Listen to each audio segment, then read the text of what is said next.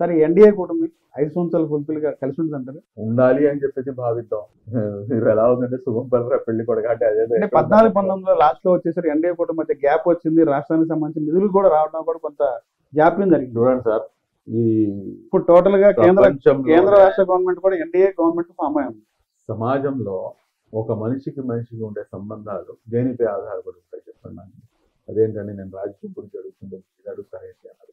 నమ్మకం అనేది నమ్మకము, లేదంటే గనక నీ వల్ల నాకేంటి ఉపయోగము, నా వల్ల నీకేంటి ఉపయోగము అన్నదానిపై ఆధారపడి ఉంటాయి. ఒక మనిషికి ఉన్న సంబంధాలే దానిపై ఆధారపడి ఉంటే కనుక రాజకీయ పార్టీలో రాష్ట్ర అభివృద్ధి చెందాలంటే అవునండి. ఇప్పుడు ఉన్నంత వరకు ఇప్పుడు ఉన్న సిచ్యువేషన్ అలాంటిది కాబట్టి ఇప్పుడు చూడండి, ఇప్పుడు మీరు నంబర్ 2 ఎవరు మనకి దేశంలో? నంబర్ 1 మోదీ గారు. నంబర్ 2 అనగానే ఎవరైనా కానీ అమిత్ షా గారు. నేను మీకు ఛాలెంజ్ చేసి చెప్తాను, మీరు వెరిఫై చేసుకోండి. నా number 2 is our honourable CM mister Nara Chandrababu Naidu. ఇది ఆయన యొక్క స్టేచర్. నేను నెట్టేసాడు వెనక్కి. ఈ రోజున ఇక్కడ ఏదో రకంగా ఇక్కడ అంటే గతంలో ఏ రకంగా ఏడిపించారు, ఏం చేశారు అదంతా తెలిసిందే. కానీ పొలిటికల్ కంపల్షన్స్ అని చెప్పొచ్చు, అంటే రాజకీయ అవసరాలు మొత్తానికి కూటమిగా ఏర్పడినాయి. బట్ బాగానే నడుస్తుంది. సో ఇక్కడ ఈ రాజకీయ అవసరాలు ఏంటంటే ఏ రకంగా ఉంటాయో, ఎప్పుడు అవి మారుతాయో, ఎప్పుడు అది ఏ రకంగా ఉంటాయో ఎవరికి తెలియదు. కాబట్టి రేపటి రోజున ఏంటి అనేది వద్దండి, ఇవాళ ఎలా ఉంది అనేది మనం ఆలోచన చేద్దాం. బట్ డెఫినెట్ గా ఏంటంటే ఇవాళ ఉన్న స్నేహితులు రేపు శత్రువులుగా మారరు అని చెప్పేసి గ్యారంటీ అని లేరు. ఈ రోజు ఉన్నటువంటి శత్రువులు రేపు మిత్రులుగా మారరు అని చెప్పేసి అయితే కనుక అసలు ఇక్కడ కూడా లేదు. నాకైతే ఒక కోరిక ఉంది, నా గురించి నాకు ఎటువంటి కోరిక లేదు. కానీ ఈ వ్యక్తి ఏంటంటే మన నారా చంద్రబాబు నాయుడు గారు దేశానికి పరిపాలించేటటువంటి స్టేచర్ ఉన్నటువంటి వ్యక్తి కాబట్టి ఆయన్ని ఈ దేశానికి ప్రధానమంత్రిగా చూడాలని చెప్పేసి నా యొక్క కోరిక. అంటే భవిష్యత్తులో సీఎం ఎవరు అవుతారు? చంద్రబాబు గారు ప్రధానికి వెళ్తే పవన్ కళ్యాణ్ గారు, నారా లోకేష్ అంటారు.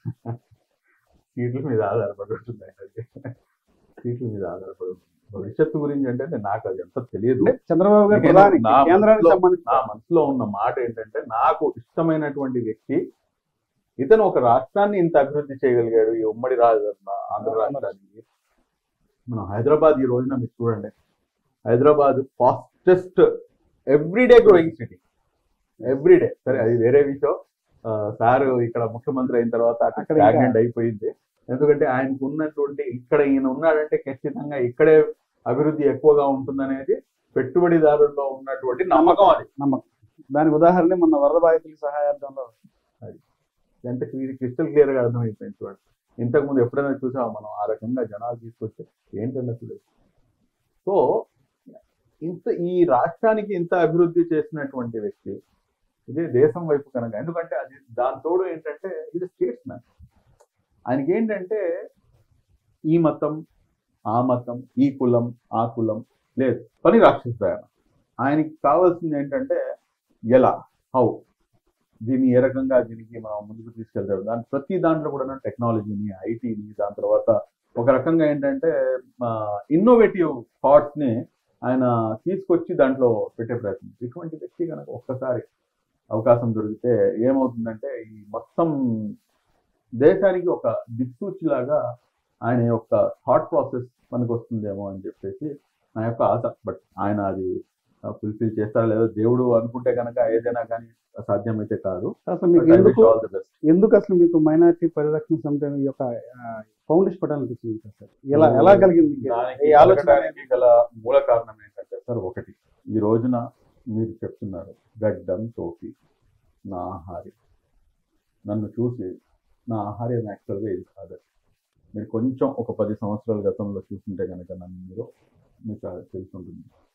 క్లీన్ షేవ్ ఉండేది, చేతిలో సల్మాన్ ఖాన్ బ్రాస్లెట్ ఉండేది, మెడలో ఒక దాదాపు 30-35 తులాలు గోల్డ్ ఉంది, చినిగిపోయిన జీన్స్లు, టైట్ టీ షర్ట్లు, బుల్లెట్ బళ్ళు, ఇవన్నీ. నేనేమి ఒక ఆధ్యాత్మికంగా ఉన్నటువంటి వ్యక్తిని అయితే కాదు. కానీ నేను పేరు అయితే నేను ప్రస్తావించగానే ఒకనొకప్పుడు ఒక సంఘటన, ఎందుకంటే మీరు ఇష్యూ అడిగారు కాబట్టి నేను మ్యాక్సిమం ఏంటంటే యాజ్ మచ్ యాజ్ పాసిబుల్ నేను అబద్ధం చెప్పకుండా ఉండేందుకు ప్రయత్నం చేస్తాను. యాజ్ మచ్ యాజ్ పాసిబుల్ నేను నిజాన్ని నిర్భయంగా చెప్తాను. మీలో ఆ ఉన్న రోజు- గొప్పతనం అది. ఆ రోజున ఒక పేపర్లో వాళ్ళ నుంచి దాదాపు ఒక 11 సంవత్సరాలు అవుతుంది. పేపర్లో వచ్చినటువంటి ఆర్టికల్ ఏంటంటే, ఒక టీచరు తన క్లాస్ రూమ్ లో కూర్చొని ఒక క్లిప్ ఆర్ట్ చూపిస్తున్నాడు. క్లిప్ ఆర్ట్ అంటే ఒక బొమ్మ. బొమ్మ. ఆ బొమ్మలో అతను చేతిలో ఒక కర్ర పట్టుకొని ఇటువైపు చూపిస్తూ what is the outfit of a terrorist అని చెప్పేసి అడుగుతున్నాడు. అవుట్ఫిట్ అంటే ఆహార్యం. ఆహా. ఏంటి ఒక టెర్రరిస్ట్ యొక్క ఆహార్యం ఏంటి అంటే, అటువైపు ఆ కార్టూన్ లో ఉంది this is the outfit of a terrorist అని చెప్పేసి టీచర్ చూపిస్తున్నారు. ఆ ఆహార్యం ఏంటండి అంటే, అతని కళ్ళు ముక్కు ఇవన్నీ ఏం లేవు, స్కల్ క్యాప్ ఉంది, గడ్డం ఉంది, చుబ్బా. ఇది ఏంటిది, ఇంత దారుణం అంటే, స్కల్ క్యాప్ ధరించిన వాడు, గడ్డం ఉన్నవాడు, చుబ్బా ఉన్నవాడు సరే అని చెప్పేసి నేను ఇమ్మీడియట్ గా ఇంటికి వచ్చి బట్టలు మార్చేసి చుబ్బా వేసుకొని ఆ పత్రిక కార్యాలయానికి వెళ్ళి ఆ రోజు వెళ్ళి నించుని, అంటే నేను ఒకసారి ఎడిటర్ గారిని కలవాలి. ఎవరంటే మీ పేరు ఏంటండి? నా పేరు టెర్రరిస్ట్ అండి, ఈయన పేరు టెర్రరిస్ట్ అండి, ఈయన పేరు టెర్రరిస్ట్ అండి, ఈయన పేరు, మేము నలుగురం టెర్రరిస్ట్ అండి, ఎడిటర్ గారిని కలవాలండి. అది దిమ్మ తిరిగిపోయింది.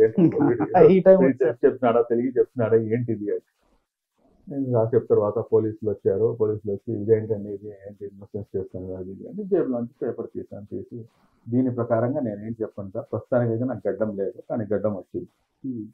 ఆ రకంగా ఏంటంటే లోపలికి వెళ్ళాం, మాట్లాడాం. దాని తర్వాత రెండో రోజు అదే పత్రికలో అదే ప్లేస్ లో మళ్ళీ ఆర్టికల్ తప్పు జరిగింది అని చెప్పేసి, కానీ ఆయన తప్పు జరిగింది అని చెప్పేసి రాసినందుకు నాకు సాటిస్ఫాక్షన్ ఉంటుంది కదా.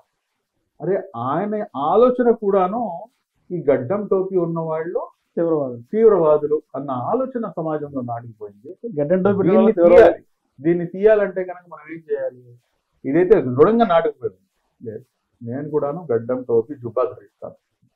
అప్పుడే ఆ రోజు నుంచే మైండ్ లో పడింది. దాని తర్వాత దానికి ఒక 6 నెలలు, 1 సంవత్సరం గ్యాప్ తీసుకున్నాను. దాని తర్వాత నా ఆహార్యం పూర్తిగా మార్చేశాను. నేను పూర్తిగా ఏంటంటే ఒక ధర్మబద్ధంగా ఏ రకంగా అయితే ఉంటారో ఆ రకంగా ఉండడం మొదలుపెట్టి ఇలాగే మనం ఆర్డర్స్ చేద్దాం. మీడియాకైనా కానీ, బయటకైనా కానీ, ఎక్కడైనా కానీ నా డ్రెస్సింగ్ సెన్స్ ఇదే, ఇలాగే ఉంది. అంటే ఇది చాలా దౌర్భాగ్యం సార్. ఇది నేను ఇప్పటివరకు ఎన్నో ఇంటర్వ్యూలు జరిగినాయి కానీ నాకు ఎవరు ఈ క్వశ్చన్ అడగలేదు కాబట్టి నేను ఎవరికి చెప్పలా. మీరు అడిగారు కాబట్టి ఏదైతే వాస్తవం, ఎందుకంటే ఇప్పుడు నేను లక్ష్యం ఉన్నటువంటి వ్యక్తి నాకే ఇంత బాధ కలిగితే కనీసం చదువు లేని వాడికి వాడికి బాధ కూడా లేదు. అసలు అతనికి ఏం తెలియదు, ఏదో చెప్పుకుంటున్నారని చెప్పి వెళ్ళిపోతాను. అంటే నేను ఎంత సామాజికంగా, ఆర్థికంగా, రాజకీయంగా, విద్యాపరంగా అన్ని రంగాల్లో కూడాను నేను వెనక్కి నెట్టి పెడుతున్నా. మరి అలాంటప్పుడు దీన్ని నేను ముందుకు తీసుకుని రావాలంటే కనుక ఎవరో ఒకరు కంకణం కట్టాలి కదా, ఎవరో ఒకరు ముందుకు రావాలి కదా అని చెప్పేసి ఆ రోజున వచ్చిన ఆలోచన నంబర్ 1 పాయింట్ అది. నంబర్ 2, 2014లో ఎప్పుడైతే రాష్ట్రం విభజన గురైందో హైదరాబాద్ చూస్తే చాలా మందికి ఏంటంటే మామూలుగా ముస్లింస్ కాస్త ఆనందం కలుగుతుంది. అదే ముస్లింస్ ఎక్కువ ఉంది, కానీ నాకైతే కాస్త కళ్ళ మెట రక్తపు నీళ్ళు వచ్చేది. ఎందుకంటే నా రాష్ట్రం కాదు, నన్ను విడికొట్టేశారు. ఈ రోజున నేను ఇక్కడ అక్కడికి వెళ్తే నాకు పరాయితనం అనేది, పొరుగు ప్రాంతం అనే ఫీలింగ్ వచ్చేసింది. వాళ్ళకి లేనిపోని ఫీలింగ్స్ మాపై వచ్చేసినాయి. మరి అలాంటప్పుడు వాళ్ళు ముస్లిం అంటే మాకు ముస్లిం హైఫై కాదు, మనం ఇక్కడ ఉన్న ప్రాంతం మాకు యొక్క ప్రాంతాభిమానం ఎక్కువ. కాబట్టి ఇక్కడ మనం ఏ రకంగా మమ్మల్ని మేము డెవలప్ చేసుకోవాలి, వాళ్ళకి సమానంగా మనం ఏ రకంగా ఎప్పటికీ ఉంచోగలం అన్న విధంగా ఒక ఆర్గనైజేషన్ స్టార్ట్ చేయడానికి ఈ 2 ప్రధానమైనటువంటి కారణాలు